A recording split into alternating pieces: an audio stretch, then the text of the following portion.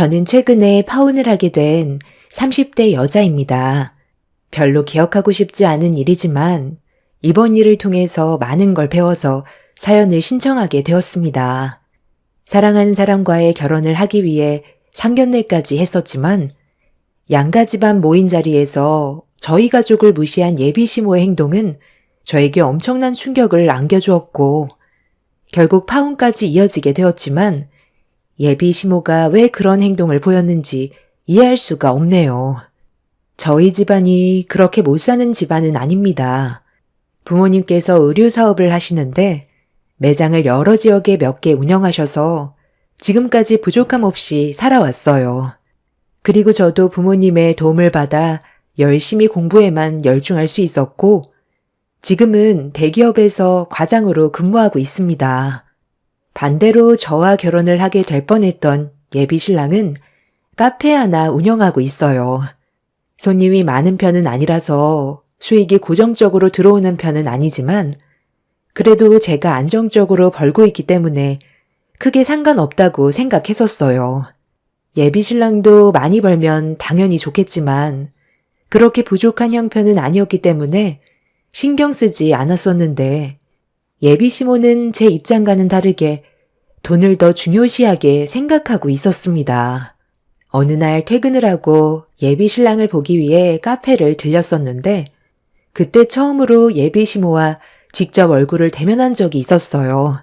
그때부터 시작된 저와 예비 시모의 팽팽한 긴장감은 상견례까지 이어지게 되었고 예상하지 못한 사건들이 연달아 터지게 되는 일이 생겨버리게 되었습니다. 진혁아, 엄마 왔다. 근처에서 밥 먹고 지나가다가 오늘 엄마 지인분들이 우리 아들이 만든 커피 한 잔씩 하고 싶다길래 잠깐 들렸는데 커피 좀 줄 수 있지? 아, 당연하죠. 몇 잔 드리면 돼요? 그런데 왜 다들 안 들어오시고 밖에 서 계시는 거예요? 들어오셔서 편하게 드시다 가시라고 해요. 우리가 또 다른 일정이 있어서 커피만 받으면 되니까 괜찮다. 다들 아메리카노 먹는다고 했거든? 7잔 부탁 좀 할게. 그런데 옆에 같이 있는 사람은 누구? 아, 제가 며칠 전에 얘기했잖아요.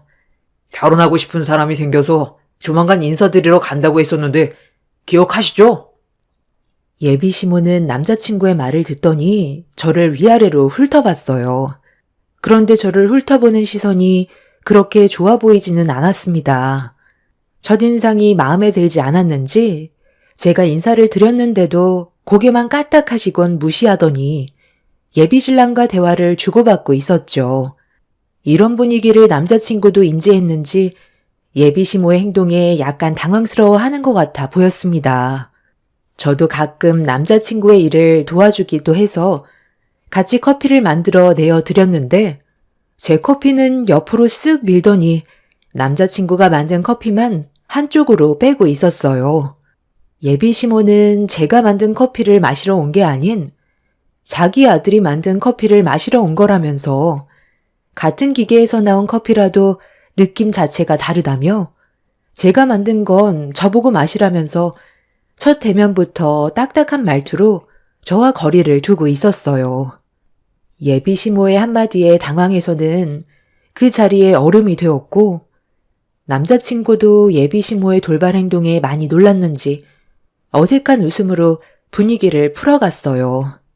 그렇게 예비 시모는 남자친구가 만든 커피를 지인분들께 나눠주며 저를 무시한 채 남자친구한테 이따 저녁에 집에서 보자면서 카페를 나갔습니다.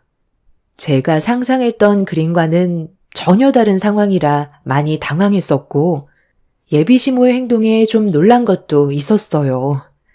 보통 인사를 주고받게 되면 아무리 제가 첫인상이 마음에 안 들어도 좋게 웃으면서 넘어가는 게 일반적인데 예비 시모는 제 얼굴을 보자마자 표정이 일그러지더니 아예 무시를 하고 있었습니다. 남자친구의 성격과는 전혀 다른 예비 시모의 모습에 정말 많이 놀랐어요. 남자친구는 제가 예비 시모 때문에 기분이 많이 상했을까봐 최대한 좋게 상황을 풀어가려 했지만 이미 저는 상처를 받아버린 상태라 기분이 별로 좋지 않았습니다.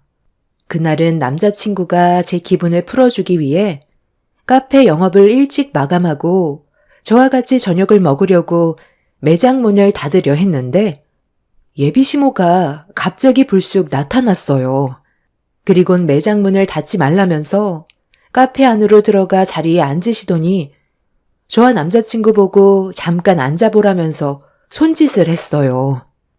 그렇게 다시 얼굴을 마주하게 된 예비시모와 긴장되는 분위기에 먼저 대화를 시작했어요. 아까는 내가 뒤에 지인들이 있어서 제대로 대화를 못했었는데 어차피 내 아들과 결혼을 할 생각을 가지고 있다고 했으니까 일단 얼굴 본 김에 대화 좀 나누고 싶어서 지인분들 먼저 보내고 다시 온 건데 방해한 건 아니지?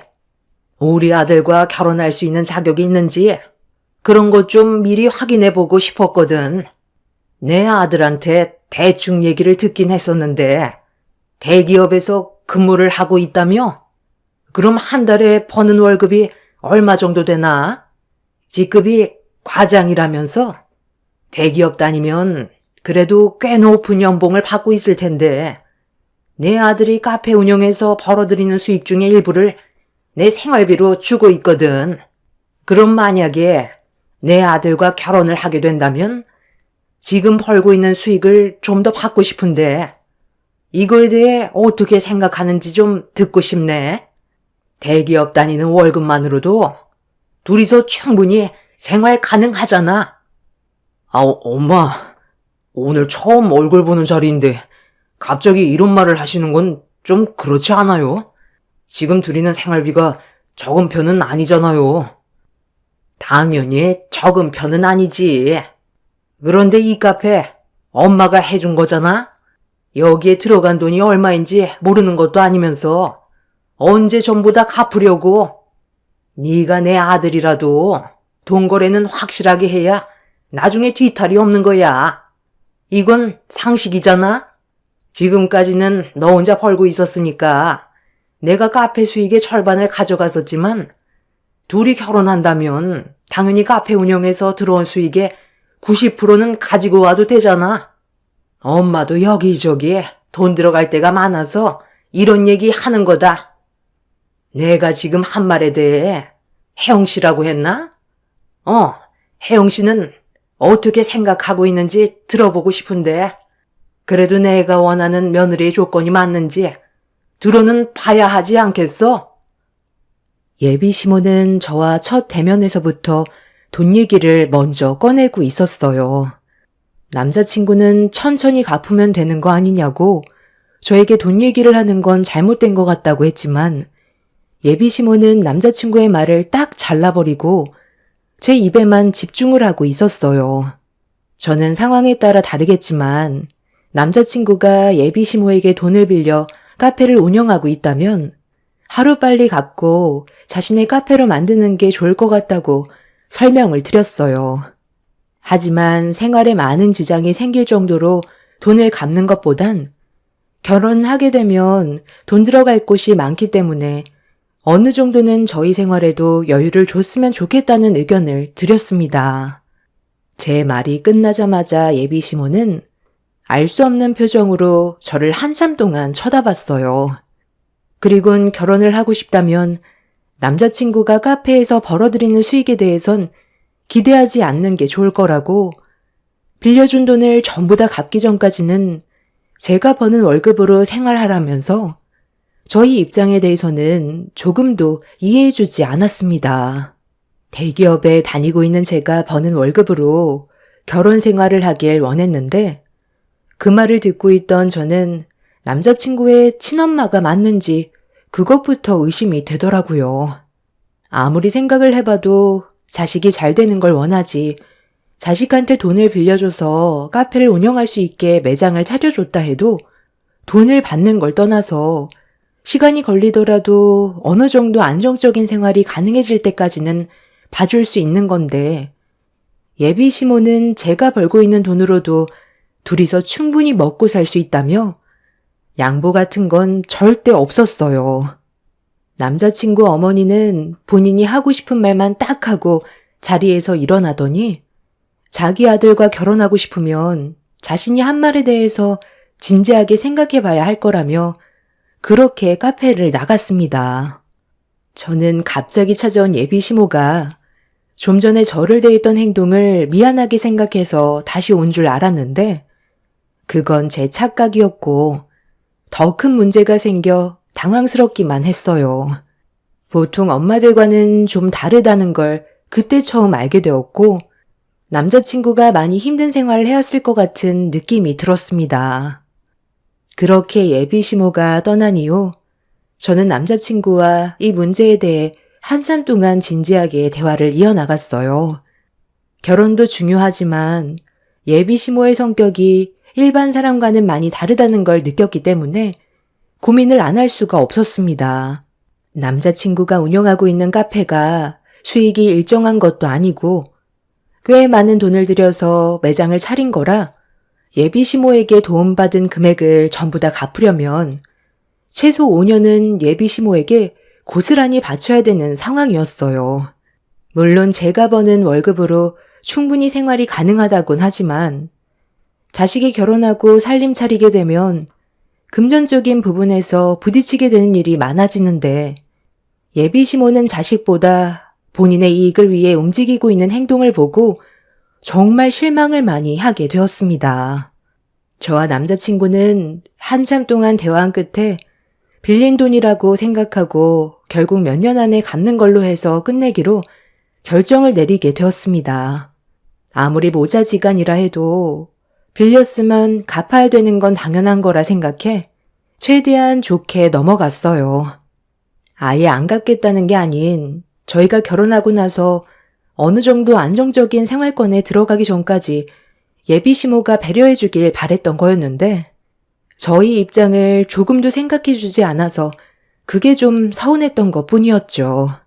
그렇게 저와 남자친구는 예비 시모의 조건에 응했고 카페를 운영하면서 벌어들이는 수익의 90%는 시모가 가져가는 걸로 결론을 내렸습니다.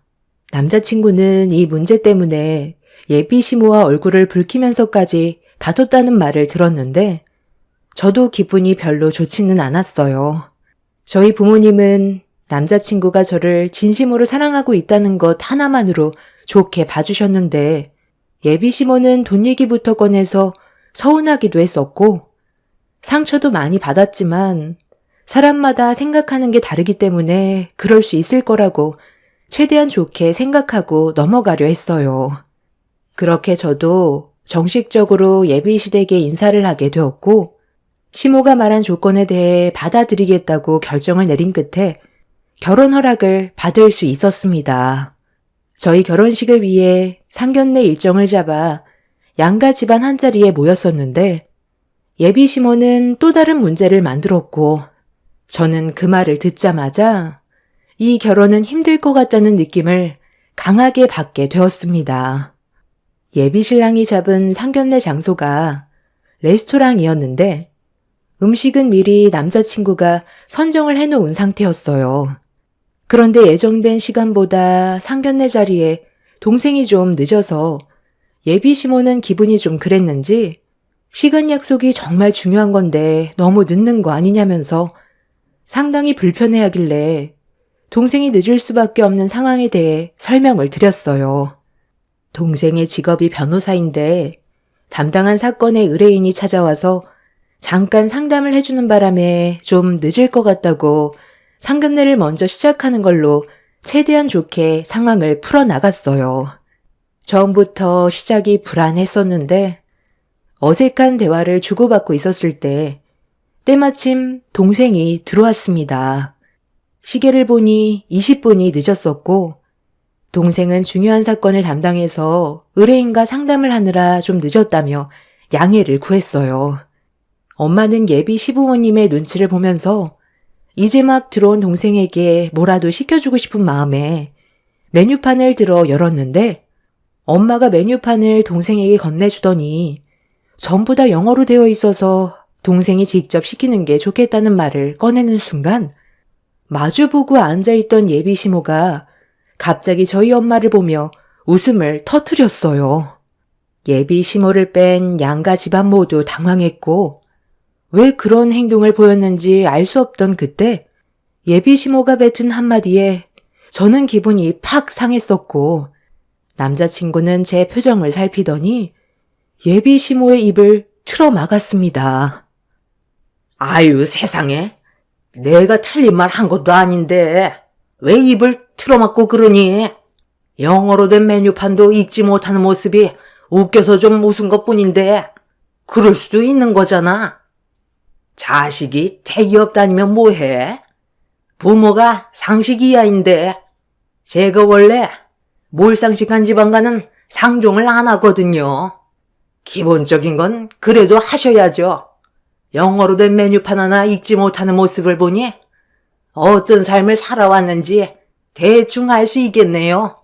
둘째 아드님은 하버드 법학 박사까지 나왔다면서 어떻게 예비 사도는 기본적인 영어도 읽을 줄 모르세요? 지금 말이 너무 심한 것 같은데요? 저도 할 말은 해야 될 것 같네요. 저희 엄마가 영어를 못 읽을 수도 있는 거지. 그게 상견례에서 중요한 문제인 건가요? 그러는 당신은 영어를 얼마나 능숙하게 잘하는데 우리 엄마를 무시하는 거죠? 그래서 당신 집안은 얼마나 잘났는데요. 내가 봤을 때 당신이 더 몰상식해 보이는데? 어디다 대고 우리 엄마한테 그런 막말을 짓거려. 내가 지금 결혼을 구걸하는 것도 아닌데 어디서 우리 집안을 무시하냐고. 저 사람이 좋아서 그래도 결혼하려 했던 거지만 이런 식으로 우리 집안 무시하면 나도 절대 못 참아. 대단한 집안도 아니고 잘난 것도 없으면서 하는 짓도 정말 어른으로서 배울 점이 하나도 없네요. 엄마, 아빠, 그냥 일어나요. 저 이 결혼 하고 싶지 않아요. 너랑도 여기까지만 해야 되겠다. 내가 다른 건 다 참을 수 있지만 우리 가족을 함부로 얘기하는 건 절대 못 참거든. 이거 놔. 어차피 끝났다니까? 상식적으로 생각을 해봐.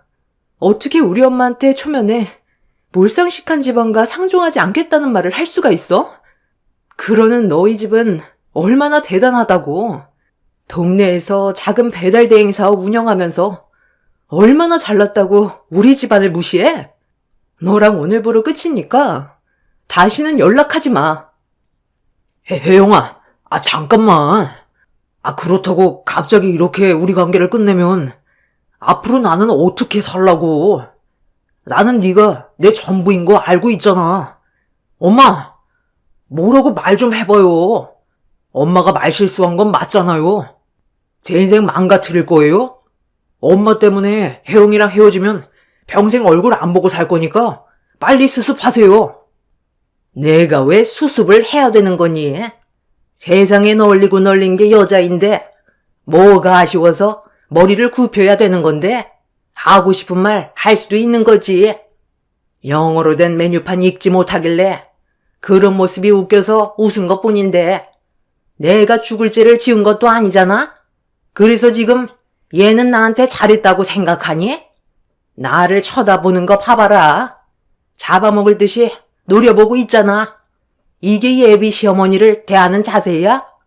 기분 상하는 말을 들었더라도 일단 오늘은 중요한 자리니까 넘어가고 나로 나한테 서운했던 걸 얘기할 수도 있는 거지. 자리에서 펄떡 일어나서 삿대질도 모자라. 당신 일한다. 너는 이런 못돼 처먹은 여자가 뭐가 좋다고? 헤어지면 얼굴 안 보겠다는 말까지 하니? 세상에 널린 게 여자고 너 능력 좋고 너 좋다는 여자들 한 트럭이나 태기 중이다. 너도 미련 버려라. 옆에 있던 동생은 더 이상 상대할 가치도 없는 집안인 것 같다면서 먼저 자리에서 일어나더니 충격을 받은 저희 부모님을 자리에서 일으켜드린 뒤 먼저 나갔어요. 남자친구는 제 팔을 붙잡곤 애원을 했지만 이런 집안의 며느리로 들어가 살 바엔 차라리 결혼을 안 하는 게 좋을 것 같다면서 남자친구의 팔을 강하게 뿌리친 뒤 밖으로 뛰쳐나왔습니다. 남자친구는 끝까지 쫓아와 저희 부모님께도 용서를 구했지만 이미 마음이 굳게 닫혀버린 상태였고, 그렇게 저는 그날 헤어지겠다고 확실하게 못을 박았어요. 남자친구는 엄청난 충격을 받았는지 그 자리에 경직된 상태로 서 있었고, 뒤이어 예비시모가 저를 노려보고 있었네요. 성격이 거지 같은 예비시모의 며느리로 들어가게 되면 분명 한 번뿐인 제 인생 무너지는 건 뻔했기 때문에 어떤 사람인지 빨리 알게 된 게 천만다행이라고 생각했어요. 그날 이후 남자친구는 저희 집에 시도 때도 없이 찾아와 애원을 했지만 정리하기로 마음먹은 거 확실하게 끝내려고 더 이상 만나주지 않았습니다. 그런데 상견례 이후 제 동생이 예비 시모였던 그 사람의 행동에 화가 많이 났는지 얼마 뒤 엄청난 사건을 터뜨려 버렸습니다. 그리고 그 아줌마는 이 문제로 저희 집에까지 찾아와 용서를 구하게 되는 반전이 펼쳐지게 되었고 저희 엄마한테 손이 발이 되도록 빌게 되었네요. 저기, 혜영이 어머님. 이러다 정말 저희 다 굶어 죽습니다. 힘들게 자리 잡았는데 이대로 망하면 저희는 뭐 먹고 삽니까? 이만큼 했으면 이제 그만해도 되잖아요. 저는 상식이 뭔지 보여주기 위해 행동한 것뿐인데 뭐가 잘못됐다는 건가요? 그럼 정상적으로 영업을 하시던가요? 잘못은 그쪽에 해놓고 왜 저희한테 와서 용서를 구하는 건데요? 양심 있게 행동하세요.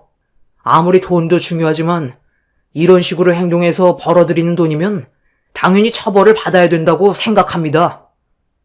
다들 먹고 살기 위해서 발버둥 치며 살고 있는 사람들인데 너무한 거 아니에요? 아무리 법도 중요하다지만 어느 정도 융통성 있게 넘어갈 수도 있는 거잖아요. 이러다 정말 우리 입에 풀칠하기도 힘듭니다. 왜 다른 업체들은 놔두면서 왜 우리한테만 이러는지 모르겠네요. 상견례 때 그 말 한마디 해서 그런 거예요? 충분히 알고 계시네요. 그때 저희 엄마한테 몰상식하다고 하지 않았어요? 그래서 그쪽 집안은 얼마나 상식 있게 살고 있는지 확인해 봤는데 이건 뭐 상식을 떠나 돈만 벌어먹으려고 불법인 걸 알면서도 지키지 않는 모습을 보니 상식이 뭔지 확실하게 알려주고 싶었어요. 저는 뿌리를 뽑을 때까지 멈추지 않을 생각입니다. 이미 소문이 전부 다 퍼졌던데요. 그쪽 업체에서 배달 업무를 맡으면 벌금 때문에 벌어들이는 수익보다 벌금으로 나가는 돈이 훨씬 많아진다고요. 저는 법조인이라 법에 벗어나는 행동은 절대로 용서가 안 되거든요. 그래서 법대로 행동한 것뿐이니까 저희 집에 찾아오지 마시죠. 그 아줌마가 저희 집에 찾아온 이유는 동생의 분노가 그 집안 사업에 막대한 피해를 주고 있었고 폐업 직전까지 와서 벌어들이는 수익이 확 줄다 보니 발등에 불이 떨어져 저희 집에 찾아온 거였어요. 그 집안은 배달 대행업체를 운영했는데 오토바이 배달 기사분들 특성상 한 건이라도 최대한 빨리 배달을 해야 그 집안의 돈이 되기 때문에 아줌마는 배달 기사들을 압박하면서 돈을 벌어들이고 있었습니다. 그리고 이런 상황들을 뒤에서 조사한 동생은 그 집안의 배달 대행 소속에 들어가져 있는 배달 기사들이 법 규정을 지키지 않고 인도를 달리거나 신호 위반을 하는 행동들을 할 때마다 쉬지 않고 계속 신고를 넣었어요. 동생은 일이 바빠 직접 움직일 수 없었기 때문에 꽤 많은 사람들을 모집해 배달기사들이 법규를 준수하지 않는 행동을 보일 때마다 무조건 촬영해서 전부 다 신고를 넣었습니다. 처음 벌금의 시작은 적었지만 시간이 지날수록 납부해야 되는 벌금의 액수가 몇십에서 몇백 단위까지 올라가더니 몇천만 원까지 올라가게 되자 버는 돈에 비해 납부해야 되는 벌금이 훨씬 많아지게 되자 배달기사들이 결국 두 손 두 발 들게 되었고 그 동네는 배달 안전지역으로 바뀌게 되었죠. 그리고 이 문제로 배달기사들과 사장인 아줌마와 마찰이 생기게 되면서 그 집안 업체에서 한두 명 나오게 되더니 결국 배달기사들은 다른 대행업체로 전부 옮기게 되는 사태까지 벌어지게 되는 상황까지 오게 되었던 거였어요. 대행업체 사장인 아줌마는 법규를 준수하면서 배달을 하면 돈을 벌 수 없으니 위반을 하라며 지시를 내리면서 압박을 가하자 배달기사들은 더 이상의 손해를 보고 싶지 않아 다른 업체로 옮겨간 거였습니다. 특히 배달기사들이 그 집안이 운영하는 대행업체에서 일을 하게 되면 벌금 폭탄을 맞게 된다는 입소문이 돌아 그 업체에 들어가는 걸 꺼리게 되자 나중엔 아무도 그 업체에 들어가 배달 일을 하지 않게 되었죠. 그리고 이런 일을 제 동생이 관련되어 있다는 걸 알게 된 아줌마는 저희 집에 찾아와 배달기사들이 새로 들어와도 벌금 때문에 버티지 못하고 전부 다른 업체로 옮겨가 돈을 벌지 못하고 있다면서 상황을 좋게 풀어가려 했지만 달라지는 건 없었습니다. 한 건이라도 배달을 해야 돈이 된다는 건 충분히 이해하지만 사람 목숨이 달린 일이고 큰 사고로 이어질 수 있는 상황에서 누군가는 바로잡아야 될 일이었다면서 상식 있는 사람이 그런 것도 모르냐며 법대로 살라고 아줌마를 돌려보냈어요. 아줌마는 동생이 좋게 넘어가려 하지 않자 배달 대행 기사들 대부분이 신호 위반하는 건 당연하다고 큰 소리치며 끝까지 해보자고 돌아갔지만 결국 그 대행업체는 배달기사를 고용하지 못해 폐업하는 상황까지 오게 되었습니다. 그리고 그 동네 배달기사분들은 무조건 법규를 지키면서 배달을 했고 시민들의 안전도 지킬 수는 있었습니다. 동생이 이렇게까지 행동했던 건 상견례 때 그 난리가 난 뒤 집으로 돌아가려고 차에 올라타고 있는데 갑자기 저희 부모님 앞으로 오토바이 배달기사가 인도로 무섭게 달려와 저희 부모님과 큰 사고가 날 뻔했었어요. 그런데 그 배달기사가 그 집안의 대행업체 소속이었다는 걸 알게 되었고 화가 머리끝까지 올라온 동생은 법규를 지키지 않는 배달기사를 뿌리 뽑기 위해 사람들을 고용해 법을 준수하지 않고 위반하는 행동에 대해서 전부 다 신고를 넣었습니다. 아줌마는 배달 대행으로 그동안 꽤 많은 돈을 벌어왔지만 그건 전부 뒤에서 배달기사들을 압박해 벌어들인 돈이었어요. 사고가 나도 제대로 된 처리도 해주지 않을 정도로 배달기사들 사이에서는 그 대행업체가 안 좋은 이미지였지만 다들 먹고 살기 위해 어쩔 수 없이 소속되어 일을 할 수밖에 없었던 거였죠. 그렇게 동생의 행동으로 인해 그 대행업체는 폐업이 되었지만 그 동네의 시민들은 사고로부터 안전할 수 있었고 클린한 지역으로 바뀌게 되었습니다. 하버드 법학 박사까지 나온 동생은 한 번 시작한 건 뿌리를 뽑기 전까지 물고 늘어지기 때문에 잘못된 걸 바로잡기 위해서 동생도 많은 희생을 했어요. 변호사 일도 해야 했지만 문제점을 바로잡기 위해 사람들을 고용해서 비용적인 부분까지 처리를 해야 됐기 때문에 쉬운 문제는 아니었습니다. 만약 동생이 이번 일을 바로잡지 않았다면 어린아이들이 다칠 수도 있는 상황이 생겼을 수도 있었겠죠. 그리고 이번 일을 통해 제 동생이 직접 두 팔을 걷고 나섰다는 게 입소문이 난 이후 지역 카페 회원분들께서 안전한 동네로 만들어줘서 고맙다면서 소정의 선물까지 직접 전달해 주는 일이 있었어요. 대부분 몇 번 배달 기사분들의 법규 위반으로 인해 인상을 찌푸리는 일이 있었을 거예요.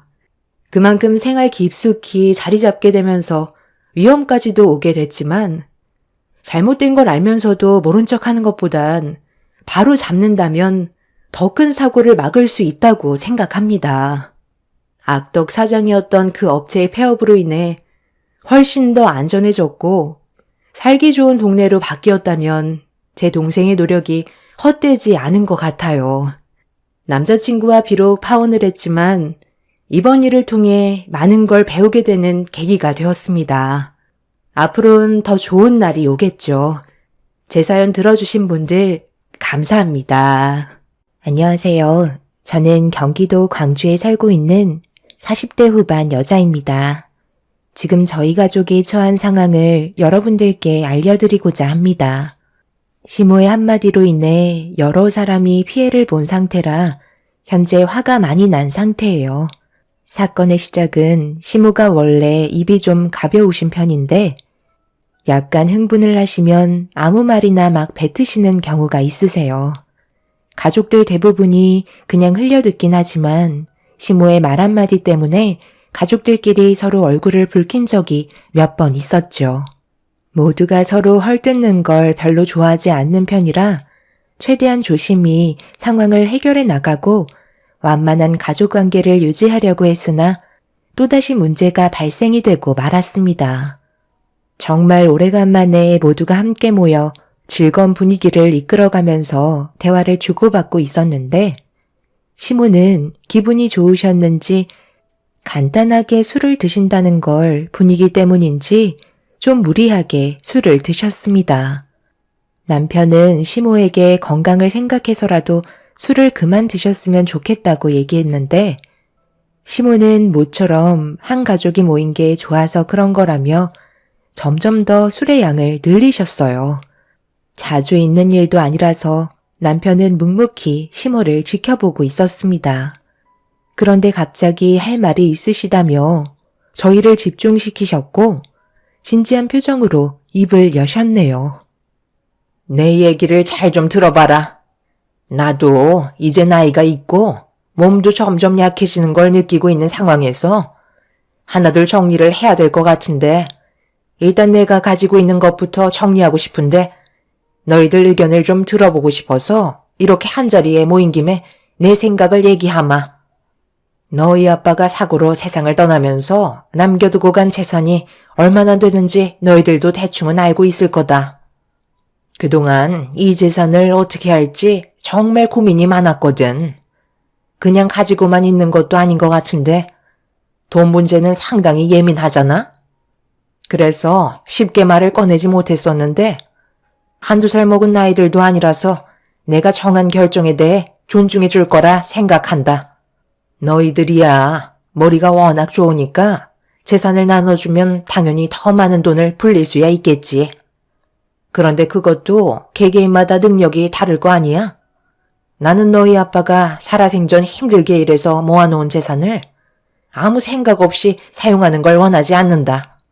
그래서 재산을 나눠줄 때 학력별로 나눌까 하거든. 내 아들들이야 어차피 다들 좋은 대학 나와서 대기업 다니고 있잖아. 그런데 그 뒤에서 누가 제일 중요한 역할을 하고 있지? 바로 내 아들의 배필이자 우리 집안의 며느리인 너희들이잖아. 돈을 불리는데도 경제관념이 바로 잡혀 있어야 가능한데 그것도 내 아들과 어느 정도 조건이 맞아야 그 시너지 효과가 더 커질 거 아니야?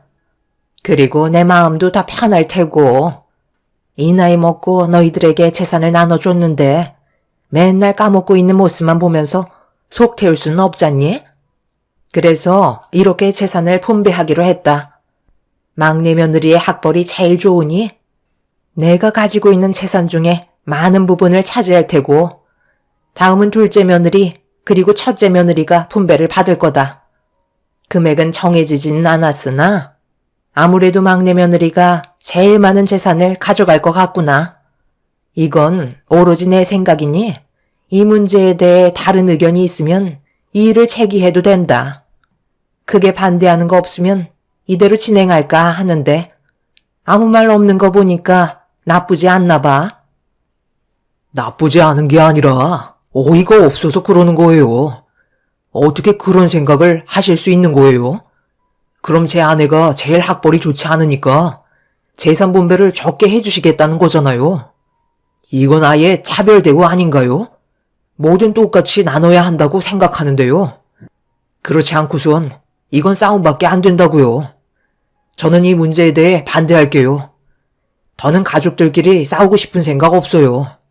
그리고 이런 생각을 가지고 계셨으면 자식들 먼저 따로 모아서 의견을 물어보셨어야죠. 대놓고 이 사람 무시하는 것밖에 더 돼요? 방금 어머니가 하신 말씀 저는 받아들이지 못할 것 같아요. 다들 나랑 같은 생각이지? 재수 씨들도 그렇게 생각하고 있죠? 어떻게 이런 생각을 하고 계셨는지 너무 황당하네요. 잠깐만요. 제 의견은 좀 다른데요.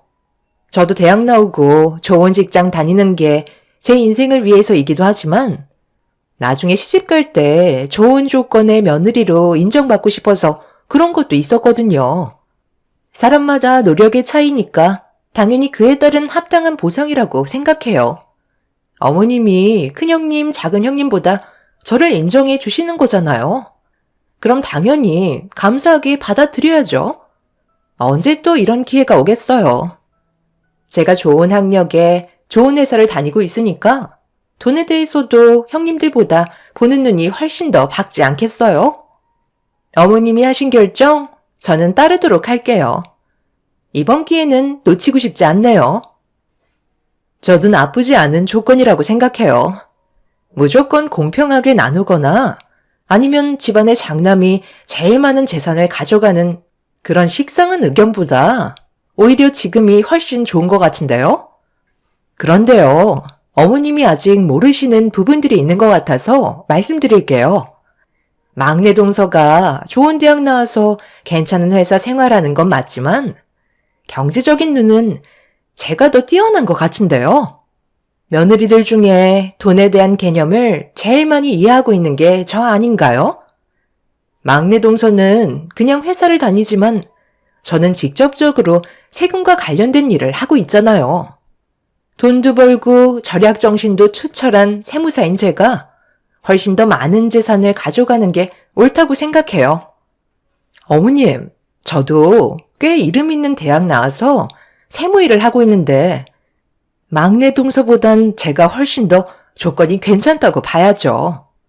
이 부분만 수정해 주시면 저는 더 이상 토달지 않고 재산 받겠습니다. 남편의 생각과는 전혀 다른 방향으로 흘러가기 시작했어요.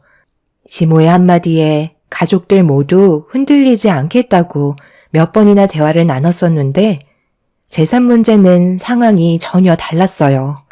더군다나 며느리들의 개인 능력을 보고 재산을 나눠주겠다는 건 당황스러울 뿐이었죠.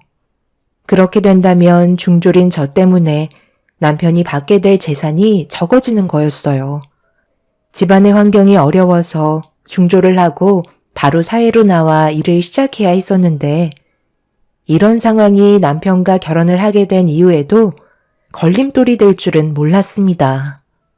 남편은 너무 불공평하다면서 반박을 했지만 둘째, 셋째 동서는 반대로 오히려 적극적인 자세로 나오고 있었습니다.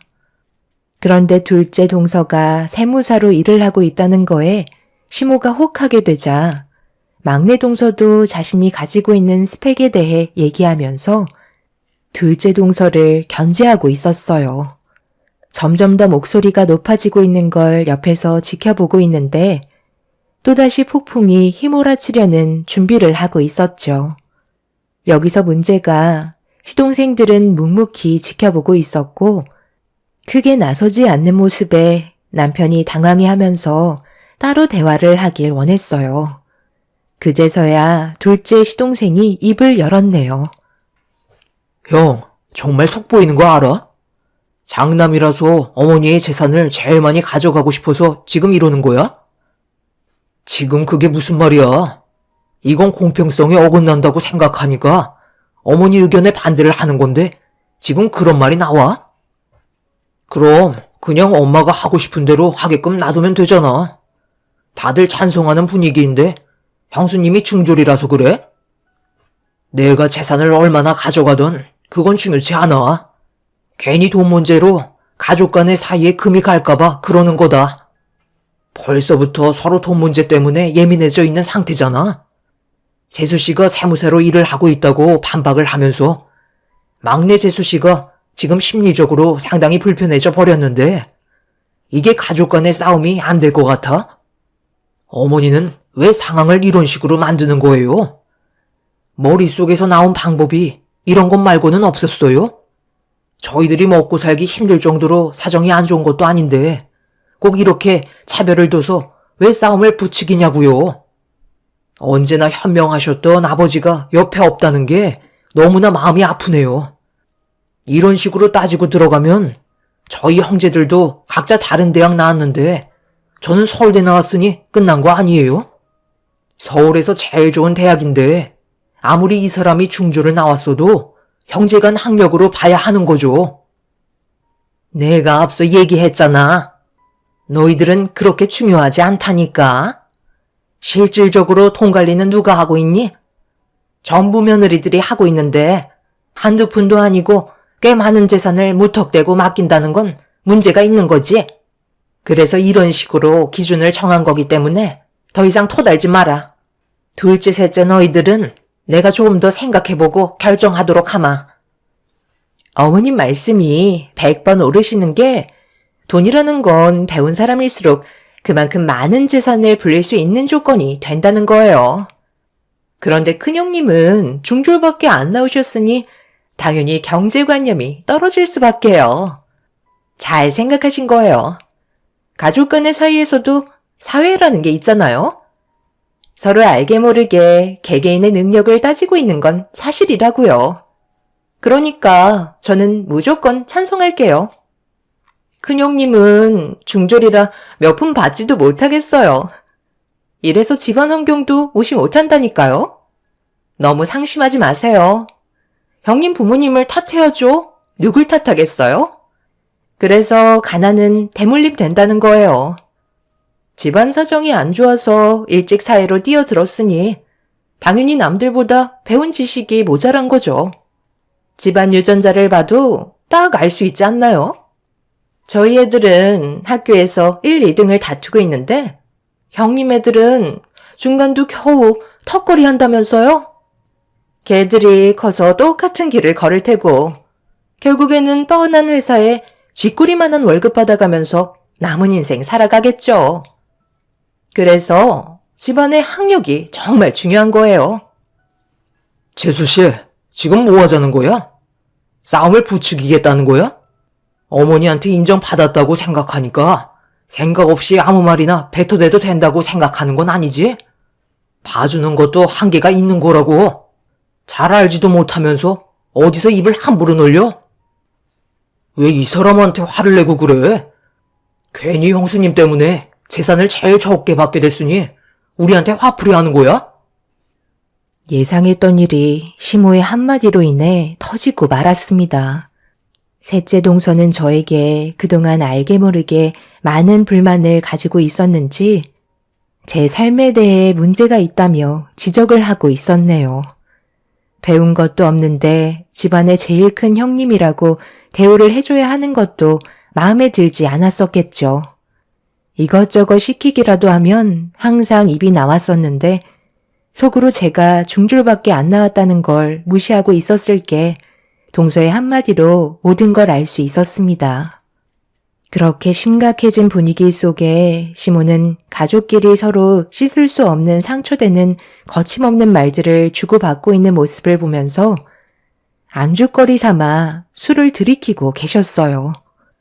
확실하게 느낄 수 있었던 건 시모가 이런 분위기를 즐기고 있다는 거였고 참다 못한 저도 한마디 하게 되었죠. 돈도 중요하지만 가족들끼리 서로 얼굴 붉히면서 가져가게 되는 재산이 그렇게 중요할까? 돈은 있다가도 없는 건데 이렇게까지 해야 되겠어? 솔직히 어머님께서 주시는 재산을 받는다고 삶이 엄청나게 부유해지는 것도 아니잖아.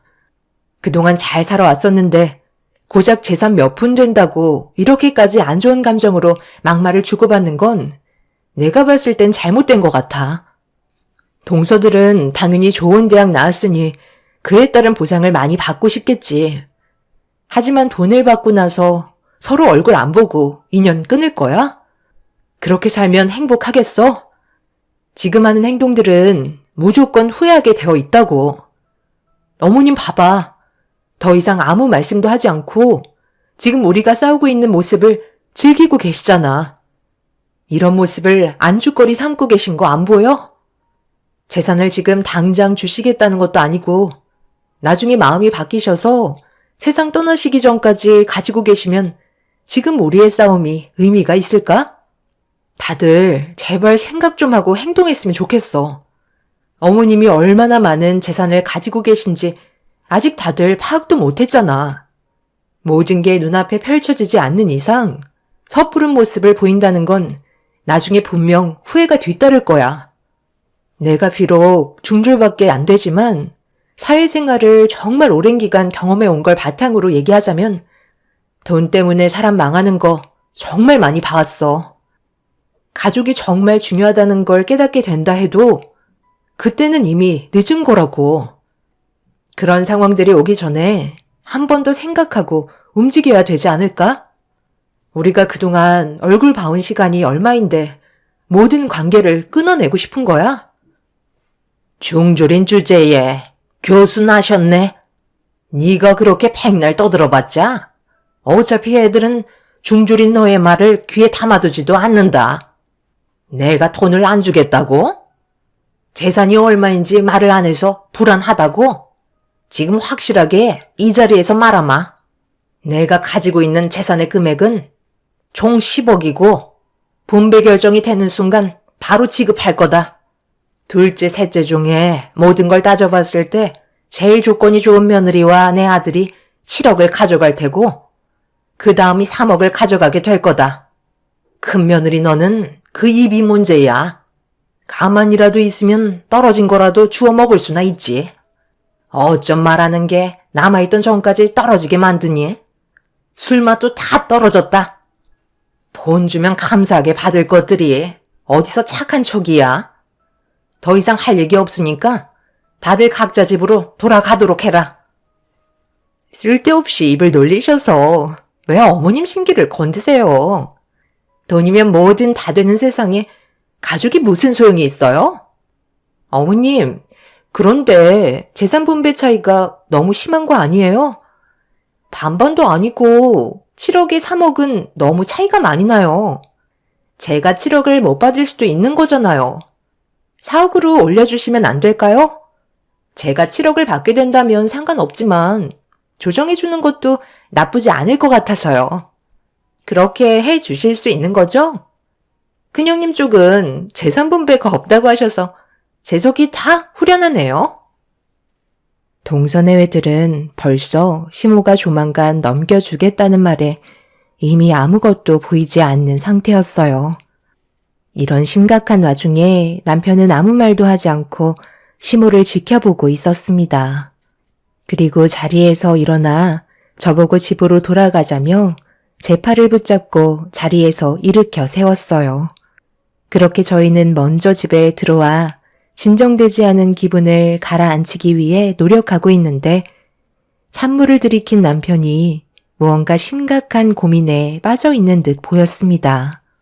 그 속을 알 수는 없었지만 들춰보고 싶지도 않았습니다. 혼자만의 생각이 필요해 보였거든요. 그렇게 며칠의 시간이 흐르는 동안 집안 분위기는 조용했고 아무 일도 일어나지 않고 있었어요. 그렇게 한 달의 기간이 지났을 때 시모는 남편에게 연락을 취했고 또다시 한자리에 모이게 됐는데 한 달 전과 비교했을 때 분위기는 더욱더 무거워진 상태였죠. 이미 서로 각자의 마음의 문이 닫혀 있는 게 보였습니다. 가족 모두를 한자리에 모은 이유는 재산 분배 결정이 돼서 발표를 하려고 부른 거였어요. 내가 그동안 정말 진지하게 생각하고 결정을 한 거니? 아무도 토를 달지 않았으면 좋겠다. 제일 많은 재산을 분배받게 될 아들은 둘째고 나머지는 막내 아들이 가져가게 될 거다. 그리고 집안의 장남인 너는 땡전 한 푼도 없다. 어머님, 그런데 저희가 왜 두 번째로 밀렸는지 알 수 있을까요? 정하신 기준이 있으실 거 아니에요. 둘째 며느리가 그래도 세무사 일을 하고 있잖니. 그럼 돈에 대한 이해도가 아무래도 막내 며느리 너보다는 훨씬 더 높지 않겠어? 그래서 결정한 거니 더 이상 아무 말도 하지 마라. 둘째 며느리는 저번에 얘기했던 대로 7억을 가져갈 거고 막내 며느리 집안은 3억을 가져갈 거다. 그런데 한 가지 조건이 있다. 앞으로 나는 둘째 며느리 집에서 지낼까 하는데 괜찮지? 7억을 주는데 이 정도는 해줄 수 있잖아. 자식이 셋이나 있는데 나 혼자 집구석에 처박혀 사는 게 얼마나 외롭고 힘든지 아니? 이런 건 내가 말을 안 해도 먼저 같이 살자고 물어봐야 하는 건데 어쩜 자식들이 하나같이 자기 밥그릇만 챙기게 바쁜 거야? 내 아들은 불만이 없을 것 같고 둘째 며느리 너는 어떻게 생각하니? 7억 받아야지. 어머님, 그건 저번에도 아무런 말씀이 없으셨던 거잖아요. 갑자기 결정을 하라고 하면 제가 많이 당황스럽죠. 그래서 지금 당신 7억을 포기하겠다는 거야? 무조건 허락을 해야 되는 거라고. 이런 기회 흔치 않다는 거 몰라? 형님이 아무래도 어머님이랑 함께 살고 싶지 않으신가 봐요. 돈보다 함께 지내는 게 더 큰 비중을 차지하는 것 같은데요. 어머님, 그러지 말고 그 7억 저한테 주세요. 제가 모실게요. 안방 내어드릴 테니까 저희 집 오시라니까요. 동서, 지금 그게 무슨 말이야? 내가 언제 싫다고 했어? 그냥 저번에는 한마디도 하지 않으셔서 여쭤본 거잖아. 저 같으면 어머님 없고 저희 집에 들어갔을 것 같은데요. 형님이 당황스러워 하시는 거 전부 다 봤거든요. 어머님, 그럼 이 집은 어떻게 하시게요? 저희 집에 들어와 사실 거면 처분하셔야 되잖아요. 이것도 저희 주시는 건가요? 그럴 생각이다. 이 집 처분하고 나온 금액도 너희한테 줄 테니까 걱정하지 말고 그렇게 해줄 수 있는 거지? 둘째 동서는 받아들이기 싫어하는 눈치였지만 눈앞에 보이는 돈 때문에 고개를 끄덕였어요.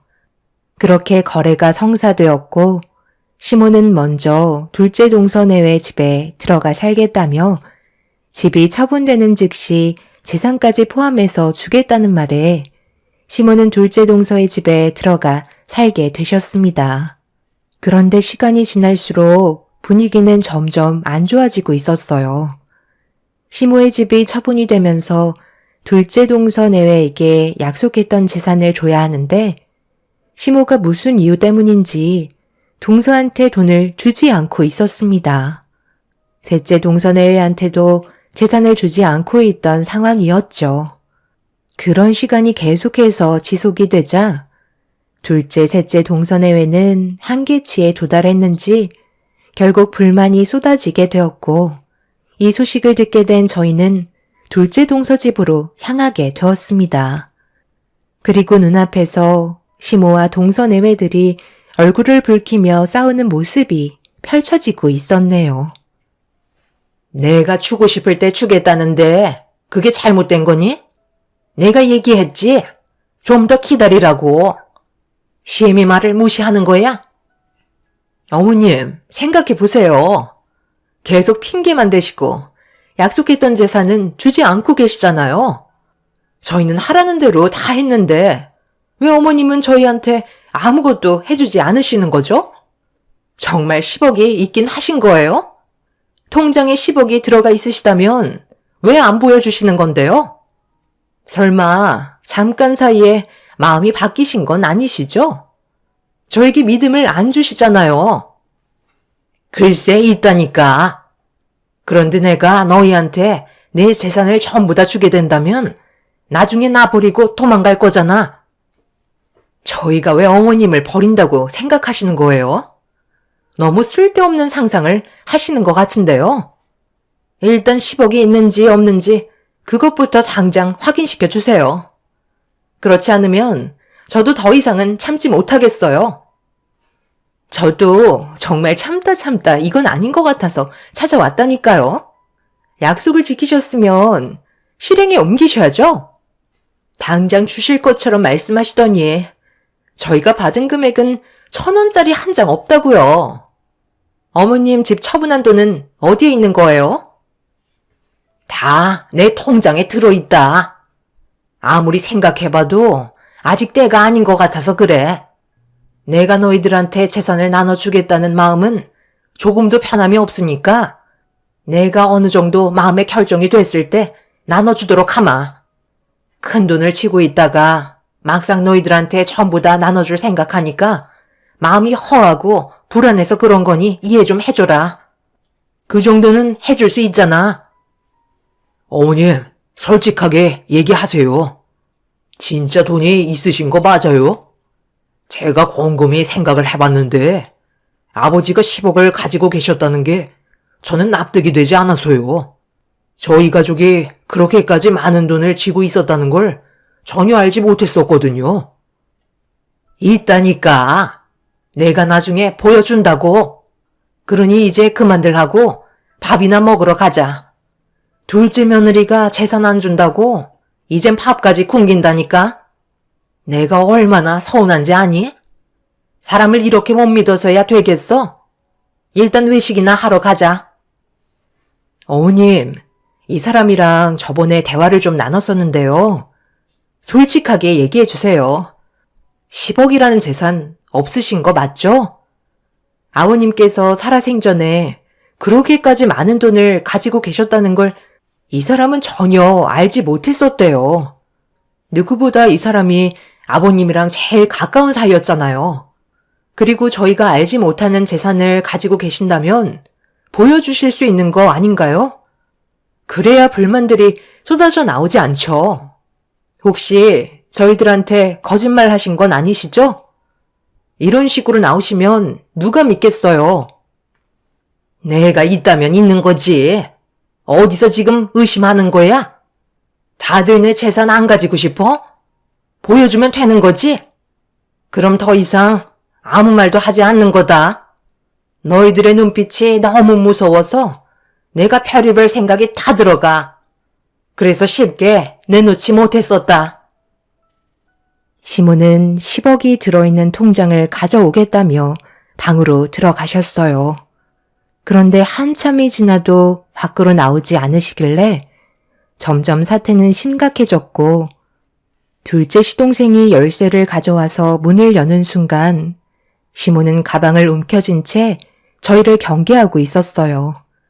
둘째 시동생은 화가 머리끝까지 올라왔는지 시모의 품에 있던 가방을 뺏었고 안에 있던 내용물을 탈탈 털었는데 통장 하나가 바닥으로 떨어졌습니다. 그런데 시동생이 통장을 펼치는 순간 사색이 든 얼굴로 손을 떨고 있었고 둘째 동서가 급하게 달려가 통장을 뺏어 들어 확인을 하는 순간 그 자리에 털썩 주저앉아 버렸네요. 시모의 통장에는 10억이 아닌 10만 원이 찍혀 있었습니다. 어디에도 10억이라는 금액은 통장에 기록이 되어 있지 않았어요. 시모의 말이 거짓이었다는 게 밝혀진 순간이었죠. 둘째 동서는 화가 머리끝까지 올라왔는지 시모에게 당장 나가라며 소리를 질렀지만 시모는 끝까지 방에서 나가려 하지 않았습니다. 남편은 다들 침착하라고 화를 내더니 시모에게 다가가 집을 처분한 돈은 어떻게 했냐고 여쭤보자 시모는 입을 꾹 닫은 채 아무 말도 하지 않고 있었어요. 남편은 무슨 상황인지 알려줘야 도와줄 거 아니냐며 침착하게 대화를 풀어나가려 하자 시모가 조심스럽게 입을 열었습니다. 그리고 입 밖으로 나온 한마디에 가족 모두 경악을 하고 말았네요. 시모는 동네 지인들과 여행을 하던 도중에 카지노에 잠깐 발을 들인 적이 있었는데 번쩍거리는 조명과 함께 여러 가지 놀 것들이 많아 한참 동안 재미를 보다가 그 유혹에 벗어나지 못해 자신도 모르게 가지고 있던 재산을 전부 다 태워버렸다는 충격적인 말을 듣게 되었어요. 그리고 시모는 덜덜 떨리는 손으로 안주머니에서 통장 하나를 꺼내 들었고 그걸 내보이는 순간 저희 가족 모두는 그 자리에서 주저앉고 말았네요. 시모는 정말 10억이라는 재산이 있었는데 저희한테 재산을 나눠주겠다는 말을 하기 전에 벌써 돈을 조금씩 써가기 시작했어요. 그런데 돈을 찾는 액수가 점점 커졌고 결국 모든 돈이 바닥이 나게 되자 시모는 살고 있던 집을 처분하기로 생각했던 거였죠. 그래서 이런 말도 안 되는 거짓을 꾸며오고 계셨던 거였어요.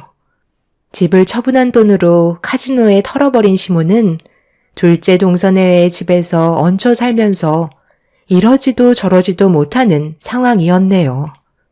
결국 이 사실이 전부 밝혀지자 둘째 시동생은 시모를 집 밖으로 내쫓아 버렸고 막내 동서내외는 급하게 자리를 피해 버렸습니다.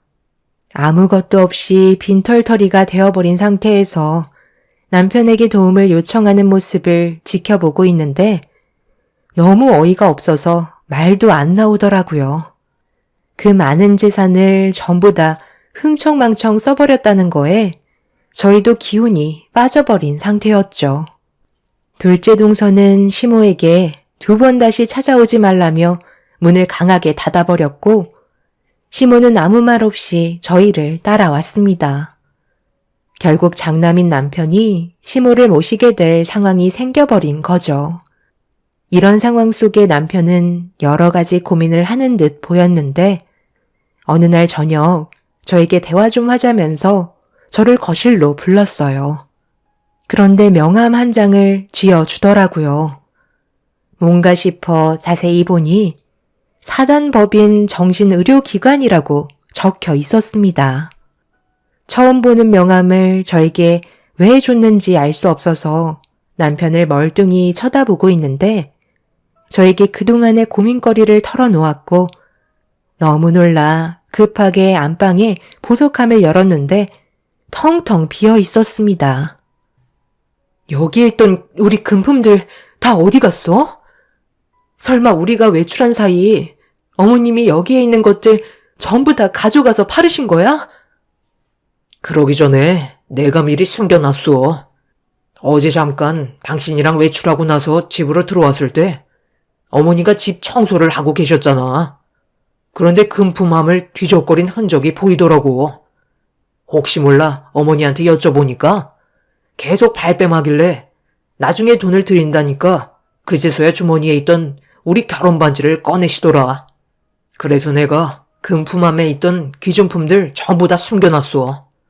아무리 생각해봐도 어머니는 치료를 받으시는 게 좋을 것 같아. 그래서 내가 한 군데 알아본 곳이거든. 그쪽으로 모시는 게 가족 모두에게 피해가 가지 않는 방법이야. 우리도 언제까지 어머니 때문에 스트레스 받아가며 살아갈 수는 없잖아. 너희들 지금 그게 무슨 말이니? 내가 자고 있는 줄 알았어? 너 손에 쥐고 있는 그 명함 이리 좀 가져와 봐라. 어머니, 이렇게 하지 않으면 모두가 힘들어진다고요. 저희가 자주 찾아뵐 테니까 가서 요양 좀 하세요. 이리 내놔보래도? 이건 뭐야? 사단법인 정신의료기관 요양병원? 내가 지금 정신이 나갔다고 생각하는 거야? 나를 여기에 보내고 너희들은 편히 살겠다는 거지? 이래서 자식 새끼 키워봤자 소용없다는 거다. 됐다. 너희들 도움 필요 없으니까 당장 이 집에서 나가도록 하마. 나를 정신 이상자로 취급하고 있어. 용돈도 안 주니까 금품에 손을 댄 것뿐이라고. 시모는 제정신이 아니었어요. 남편은 더 이상은 안 되겠다고 생각했는지 결국 명함에 있던 단체에 전화를 걸어 도움을 요청했고 시모는 동네가 떠나갈 정도로 난리를 치셨지만 결국 정신요양병원에 입원이 되고 말았네요. 그리고 이 소식을 듣게 된 둘째, 셋째 동서내외는 시모에게 많은 실망을 했는지 조금도 금전적인 도움을 주지 않겠다며 저희에게 모든 책임을 전가한 상태입니다. 그래서 또 한 번 난리가 나고 말았죠. 시모는 자기 통제 제어 불능이라는 병명을 가지고 있어서 시간이 지날수록 더 힘들어질 거라는 말을 듣게 되었습니다. 결국 한평생 그곳에서 삶을 보낼 수밖에 없는 현실을 맞이하게 되었네요. 시모 때문에 집안 전체에 불화가 생겼고 현재 다들 등을 돌린 채 살아가고 있습니다. 다행인 건 남편이 그래도 시동생들을 잘 설득시켜서 금전적인 부담을 줄일 수 있었지만 동서들이 시모에게 돈 나가는 걸 마음에 들어하지 않고 있네요. 이 문제로 인해 분명 또다시 얼굴을 붉히게 되는 상황이 찾아오겠죠. 시모의 잘못된 행동이 모두에게 불행을 주게 됐다는 게 안타까울 뿐이네요. 10억이라는 돈은 정말 큰 돈이잖아요. 앞으로 어떻게 살아야 할지 막막하기만 하네요. 제 사연 들어주신 분들, 오늘 하루도 행복하시고 좋은 날들만 가득하시길 바랍니다. 감사합니다.